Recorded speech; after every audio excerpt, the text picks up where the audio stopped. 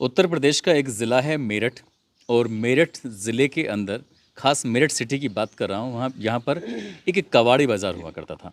अब हालांकि वो कबाड़ी बाज़ार है, लेकिन वहाँ पर एक धंधे वाला यानी कि कोठे वाला काम होता नहीं है, जो वेश्यावृत्ति का काम होता है। अब शायद साल 2019 से वो बंद हो चुका है। उसकी जो दृश्य है वो बदल चुका है, लेकिन होते अभी भी हैं, ऐसा कुछ माना जाता है।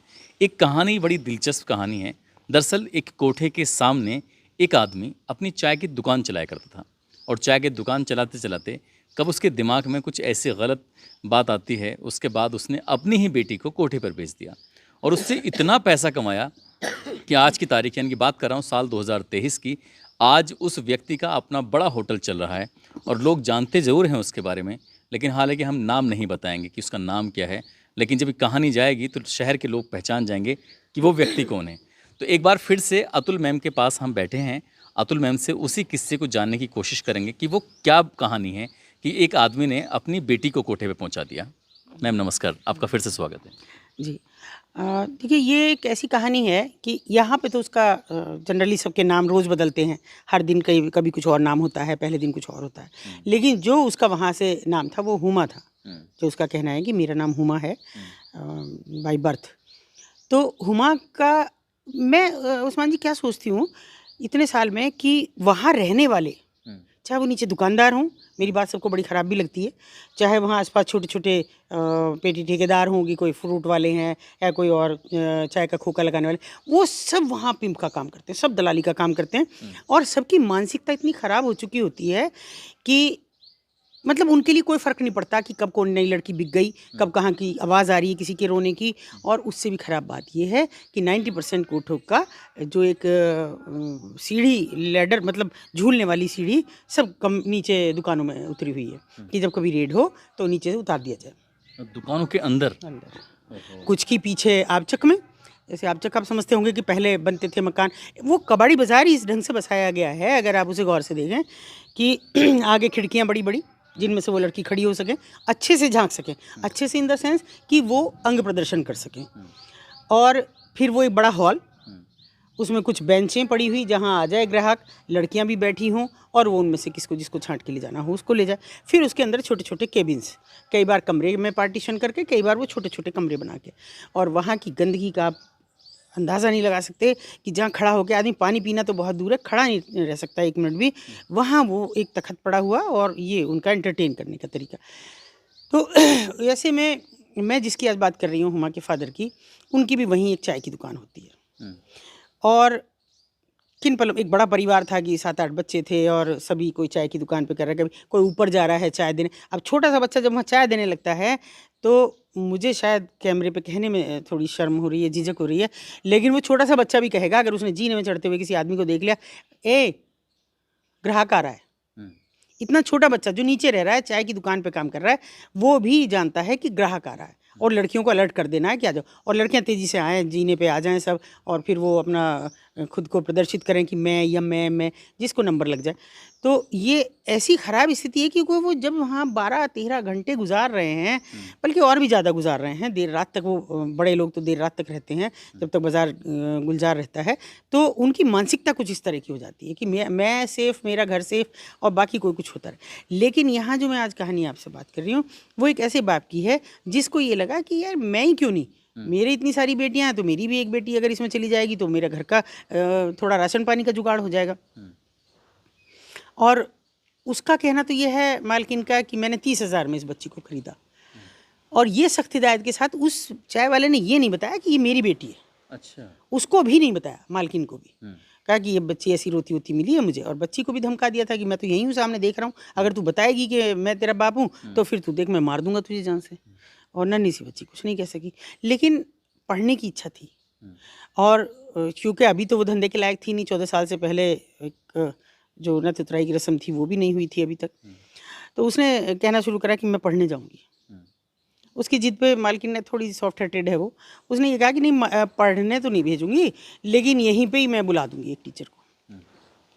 ये एक और भी पहलू है वहाँ का कि वहाँ कपड़े वाला भी आता है, ऐसी ड्रेसेस जो अधनंगी ड्रेसेस वो बेचने वाला भी आता है, साड़ियाँ बेचने वाला आता है, सूट बेचने वाला आता है, मेकअप का सब सामान बेचने वाला आता है। मेकअप करने वाली मेकअप आर्टिस्ट आती है, उनको मैं ब्यूटिशियन नहीं कहती हूँ, क्योंकि वो आर्टिस्ट होती है, उन्हें तो थोपना है मेकअप, वो कोई ब्यूटी नहीं उभारनी है, एक सफ़ेद कर देना उनको छूना पोत के, तो वो भी वहीं आते हैं। तो ऐसे में ही टीचर भी आ गया, डॉक्टर भी आते हैं जो उनको छोटी मोटी दवाइयाँ दे जाएं, मतलब उन्हें कहीं वहाँ से बाहर जाने की ज़रूरत जाने की ज़रूरत ना पड़े, जाएं ही ना। कोई भी डिमांड करे तो मालकिन कहे कि मैं बुला रही हूँ, आ जाएगा वहीं वहाँ पे वो दे जाती हैं। ऐसे में एक टीचर भी उसको पढ़ाने आने लगा, बच्ची ने थोड़ा इंटरेस्ट दिखाया, मालकिन को भी लगा कि चलो भाई ठीक है। तो उसने कहा कि धंधे में तो तुझे आना पड़ेगा, मैंने पैसा खर्च कराया तुझ पर, हाँ स्कूल भेजती रहूँगी तुझे, स्कूल में एडमिशन करा दूँगी। उसका पास में एक स्कूल में एडमिशन करा दिया।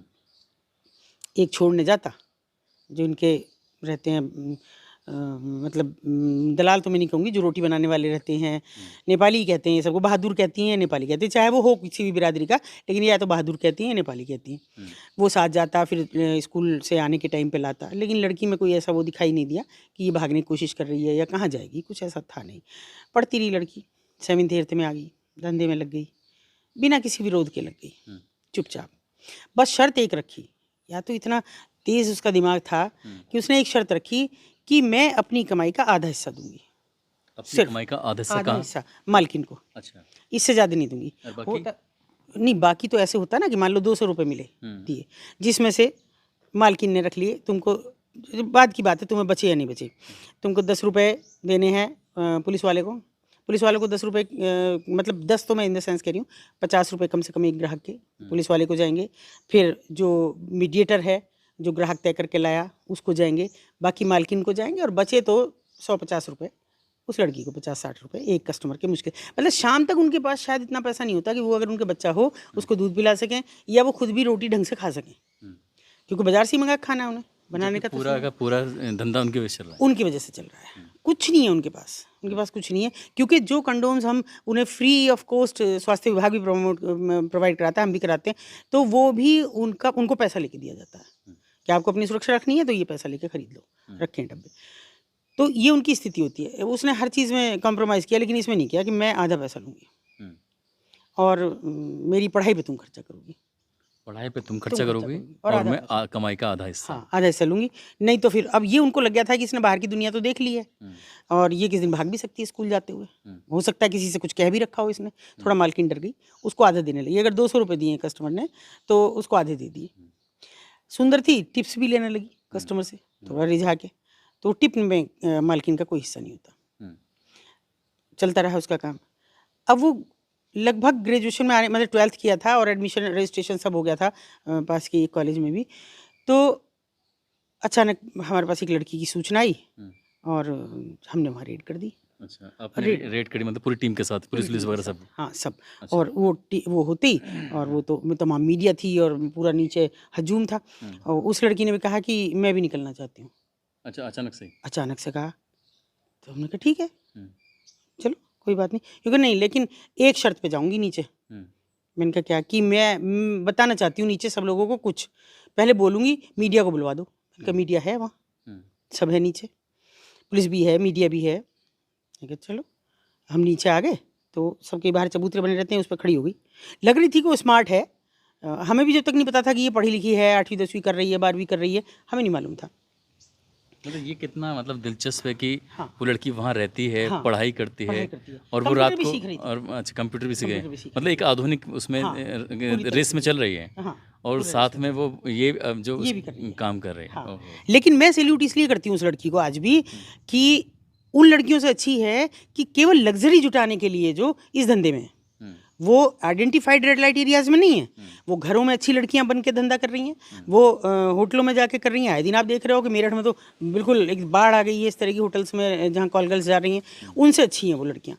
तो वो आई, उसने ऊपर खड़ी हुई, मैंने मीडिया से रिक्वेस्ट करी, मैंने कहा 5 मिनट, बाजार पूरा इकट्ठा था, ऐसा लग रहा था कि आज ही पूरा हजूम रहेगा कि ऐसा क्या कहने वाली है एक लड़की। अब वो तो बेचारी बिल्कुल एकदम कबूतरी सी डरी हुई थी, दूसरी बच्ची तो वो नेपाली थी, हमने उसका भी मतलब नेपाली थी, पढ़ी लिखी थी, वो भी 9th कर रखा था उसने। तो उसने कहा मैं कुछ कहना चाहती हूँ, उसके बाद जाऊँगी मैं, और रेस्क्यू तो मैं खुद भी हो सकती थी, मैं जब चाहे जब चली जाती। हाँ, वो तो आज़ाद थी हाँ, जब आज़ाद घर से निकलती आदमी। हाँ, और मैं कहीं न कहीं छोटी-मोटी नौकरी भी कर लेती और नहीं करती तो मैं किसी के घर में बर्तन मांज लेती। हुँ, लेकिन आज मैं आप सब लोगों को बात बताना चाहती हूँ। हुँ, और मुझे ये मैडम मुझे निकालने नहीं आई थी, हुँ, वो पूजा को निकालने आई थी, उस लड़की को कहा उसने, हुँ, इसे निकालने आई थी। मैंने खुद से कहा है कि मैं भी जाना चाहती हूँ, ताकि मैं आप लोगों से बात कर सकूँ। हुँ। अब हमें भी डर लग रहा था कि पता नहीं ये क्या कहेगी लड़की आज, क्या इसके मन में है? हाँ, तो उसने कहा कि मैं यहीं की बेटी हूँ, इसी बाज़ार की। अच्छा। हमने सोचा किसी कबाड़ी बाज़ार में किसी मतलब जो सेक्स वर्कर है उसकी बेटी होगी, हाँ, वो तो पैदा होते तब भी रहते हम हैं। नॉर्मल रहे। हाँ, तो फिर उसने कहा कि मेरा बाप यहीं पे चाय की दुकान करता है, हुँ, आज भी करता है। हुँ। और ये जो भीड़ इतनी इकट्ठी है इनमें मेरा बाप भी है, ऐसे उँगली करके कहा उसने। अच्छा। हाँ, हुँ, अब उसके बाद में हमें भी बड़ी घबराहट सी हुई। मैंने कहा तुम क्या कह रही हो लड़की? देखो ये इतना सब मीडिया लिखेगा, दुनिया भर की बकवास होंगी, तुम समझ नहीं रही हो कि तुम कभी सामान्य ज़िंदगी नहीं जी सकोगी। तो क्या मैडम आप सोच रही हो मैं सामान्य ज़िंदगी जी रही हूँ? हुँ, सामान्य नहीं है मेरी ज़िंदगी। मैं आधा पैसा अपनी कमाई का मालकिन को दे रही हूँ। बाहर जाके अगर चौका बर्तन किसी के घर में करूँगी तो मुझे अगर 1000 रुपये मिलेंगे तो मेरे होंगे ना। यहाँ मैं दिन भर में 1000 रुपये कमाती हूँ तब जाके मुझे 500 रुपये मिलते हैं। और मेरी जो दूसरी साथी ना पूछो पूजा से अगर इसे शाम तक 100 रुपये मिलते हों हुँ, तो मैं बंधुआ मजदूर बन के नहीं रह सकती हैं। हुँ, पर पूरी कहानी बता के जाऊँगी। हुँ, उसने बताया कि मैं मेरे बाप की ही चाय का खोका है। हुँ, ये अलग बात है मेरी कमाई से। हुँ, आप लोगों को ये लग रहा होगा कि मैंने तो हर रोज़ इतना पैसा कमाया, पैसा कहाँ गया? हुँ, हर रोज़ मेरा बाप लेता था मुझसे पैसा। हर रोज़ चाय देने आता था और मैं चाय के में उसके जो छीका है उसमें पैसे रख के देती थी रोज़ के, कमाई के इसको। ओहो! और आज इसने मेरी कमाई से होटल खोला है बाईपास पे। तो अब बस बहुत हुआ। हुँ, अब मैं जो कमाऊँगी अपने लिए कमाऊँगी और इस गलीज़ धंधे से मैं नहीं कमाऊँगी। मुझे जो करना है मैं कंप्यूटर भी जानती हूँ, मैंने 12th पास कर लिया है, बीए में रजिस्ट्रेशन करा दिया है। मुझे कोई कॉलेज आज के बाद मेरी फ़ोटो छपे कुछ भी हो, मुझे कोई एडमिशन दे ना दे, हुँ, लेकिन मैं अब इस जगह पे नहीं रहूँगी। हुँ, आज की अब मालकिन तो भाग गई, हुँ, हमारा ध्यान नहीं हुआ वो फरार। हुँ, और तो सोचा अब तेरा नंबर है, हुँ, जेल तो तू तब भी जाएगी, तेरे यहाँ से 2-2 लड़कियाँ निकली हैं, हुँ, लेकिन और ज़्यादा चार्जेस लगेंगी। हुँ, वो बताती रही और कुछ बताया उसने कि कितनी जाती हुई 14 साल की ने मैंने बहुत विरोध किया कि ऐसा मेरे साथ मत करो, लेकिन इस शहर का एक मुअज्जिज़ आदमी आया हुँ, जिसने मेरी मालकिन को अच्छे खासे पैसे दिए हुँ, और वो मैं रात कभी नहीं भूलूंगी। हुँ, वो मेरे बाप से भी उम्र में बड़ा था। मैं उसके पैर पकड़ती रही, मैं रोती रही कि आप तो हिंदू हो, हुँ, आपको तो पता होना चाहिए कि हिंदुओं में बेटियों की कितनी इज्जत करते हैं हुँ, और आपकी तो मैं बेटी बराबर हूँ। हुँ, लेकिन यहाँ हर आदमी देह धर्म निभाने आता है। यहाँ कोई किसी की बेटी नहीं, बहन नहीं, माँ नहीं, यहाँ कोई किसी का बाप नहीं, भाई नहीं, कुछ नहीं है यहाँ। यहाँ सब देह धर्म निभाने आते हैं, वो सब ने निभाया। मैंने उनके पैसे के बदले में अपने आप को बेचा और बस बात खत्म हो गई। ना वो दोषी ना मैं दोषी। हुँ, आज मैं इस सब से निजात पा रही हूँ, लेकिन मैं बताना चाहती हूँ कि अगर आप सबकी हो कि मैं अपने बाप का नाम बताओ। नाम बताऊँ, तो मुझे एक बार बताएँ। हुँ, किसी ने नहीं कहा कि बाप का नाम बताओ, किसी ने नहीं कहा? ना। तमाम मीडिया चुप रहा, तो मैंने भी नहीं कहा। हुँ, मैंने कहा बेटा तुमने इतने साल गुजार दिए, 15 साल तुम्हें यहाँ हो गए, तो अब मत कहो। अब वो अगर उससे बस ये पूछो यहीं से खड़े होके कि अगर मेरा बाप आज मुझे स्वीकार करता है पूरी इज्जत के साथ हुँ, और मुझे एक इज्जतदार ज़िंदगी जीने में मेरा सहयोग करता है, आज वो सम्मानित है, यहाँ उसके पास पैसा है, तो मैं उसका नाम नहीं लूँगी। उसने कहा क्या तैयार है मेरा बाप? और अगर नहीं, अभी मेरे बाप ने ये कहा, मैंने कहा वो कैसे बोलेगा इतने लोगों के बीच? सही बात। तो बोली ठीक है, मेरे बाप के पास मेरा फ़ोन है, हुँ, वो मुझे कॉल करके बताए। हुँ, मैं यहीं खड़ी हूँ, वो मुझे कॉल करे और बस सिर्फ कॉल करके छोड़ दे तो मैं समझ जाऊँगी। अगर एक कॉल करेगा तो मैं समझूँगी वो मुझे स्वीकार करने को तैयार है। 2 कॉल करेगा, 2 मिस कॉल करेगा तो मैं समझूँगी वो मुझे नहीं करना चाहता। हुँ, एक कॉल उसके पास आई और उसके बाद एकदम भीड़ में से बड़ा शोर मचा क्योंकि हज़ारों आदमी था, पूरा कबाड़ी बाज़ार इकट्ठा था। हुँ, एक शोर सा मचा, बड़ी तेज़ लोग ऐसे भीड़ सी चटने लगी। पता नहीं क्या हुआ, पुलिस भी वहीं, सब वहीं, क्या बात हुई क्या? देखा तो मर गया था, वहीं? वहीं, मतलब बर्दाश्त नहीं हुआ, बाप को हार्ट अटैक होता है और वहीं मर जाता है। वहीं मर गया, ओह! वहीं खत्म हो गया। मैंने कहा अभी तो हुआ इसको सज़ा मिल गई, अब बस और नहीं। बहुत रोई, बहुत बाप की छाती से लिपट के भी रोई, मुझसे गलती हो गई। तुमने तो अपनी गलती का प्रायश्चित कर लिया, लेकिन मैंने तो चलते-चलते गलती कर दी। मुझे ये बात नहीं कहनी चाहिए थी। पर मुझे लगा कि जितना उसने कहा था उस वक़्त, वो शायद वो बर्दाश्त नहीं कर पाया, एक बाप होने के नाते। कि उसी की कमाई, उसी की सब चीज़ कैसे एक बाप बर्दाश्त कर सकता है कि मेरी बेटी क्या बिज़नेस कर रही है, क्या कमाने का उसका ज़रिया है, मैं क्या कर रहा हूँ। तो वो बर्दाश्त नहीं, इतनी भीड़ में कुछ सफोकेशन भी था, कुछ वो चुप्पी भी थी, और वो कॉल जो कराई उसने, हो सकता है उसी भी डर लगा हो कोई आस-पास में, तो दिल की धड़कन भी बढ़ती है। ये कौन से सन की बात है मैम? ये अभी ज़्यादा पुरानी नहीं है, 16 या 17 के आस-पास की बात है। मैं तब सीडब्ल्यूसी मेंबर थी हापुड़, तब की बात नहीं है, क्योंकि 17 में तो मैंने क्विट ही कर दिया था। 15, 16, 17 की बात है, ज़्यादा पुरानी नहीं है। ये कितनी मतलब एकदम से अलग और झकझोरने वाली बात है कि वहाँ हज़ारों लोगों की भीड़ है, पुलिस है, मीडिया है, मैम की टीम है पूरी की पूरी। जाते हैं एक नेपाली लड़की को निकालने के लिए, लेकिन वो साथ चलते हैं कि मुझे भी चलना है, मुझे अब इस ज़िंदगी से निजात पानी है। और उस भीड़ में वो अपने बाप का नाम लेना चाहती थी, लेकिन पब्लिक की मर्ज़ी से। लेकिन बाप नहीं चाहता था कि उसका नाम लिया जाए। लेकिन बाप को उस दिन अपनी गलती का इतना एहसास हुआ कि उसका हार्ट अटैक होता है, उसका ब्रेन हेमरेज होता है जो भी, और उसकी मौत हो जाती है, वो मर जाता है। लेकिन उसका होटल आज भी ज़िंदा है, उस लड़की की कमाई होगा। मैम क्या लड़की अब आज भी है या? लड़की है, संविदा पे है कर्मचारी अभी, लेकिन प्रोबेशन ऑफिसर की तैयारी भी कर रही है, और अभी संविदा कर्मचारी है अभी। देखो ये कितनी अच्छी बात है, उस लड़की ने एक दलदल में रह के भी एक अच्छी ज़िंदगी को चुना, और वहाँ से उसने पढ़ाई की। पढ़ाई करने के बाद आज एक बैंक में नौकरी वो कर रही है और एक सामान्य ज़िंदगी जी रही है। ये कहानी ज़रूर उस तक पहुँचेगी, और उस तक पहुँचेगी, बल्कि ऐसी लड़कियों तक पहुँचनी चाहिए जो दलदल में फंसी हुई हों, तो कैसे बाहर निकलना है। ये तरीका नहीं अपनाना है, पता चला कि बाप ही मर गया, भले तरीका दूसरा हो सकता है, लेकिन उन्हें निकलना चाहिए और एक नई ज़िंदगी की शुरुआत करनी चाहिए। दोस्तों, इस पूरे घटनाक्रम को सुनाने का उद्देश्य किसी को परेशान करना नहीं है, किसी का दिल दुखाना नहीं है, बल्कि आपको जागरूक करना है, आपको सचेत करना है। आप जहाँ भी रहें अपना ख्याल रखें, सुरक्षित रहें। जय हिंद, जय भारत।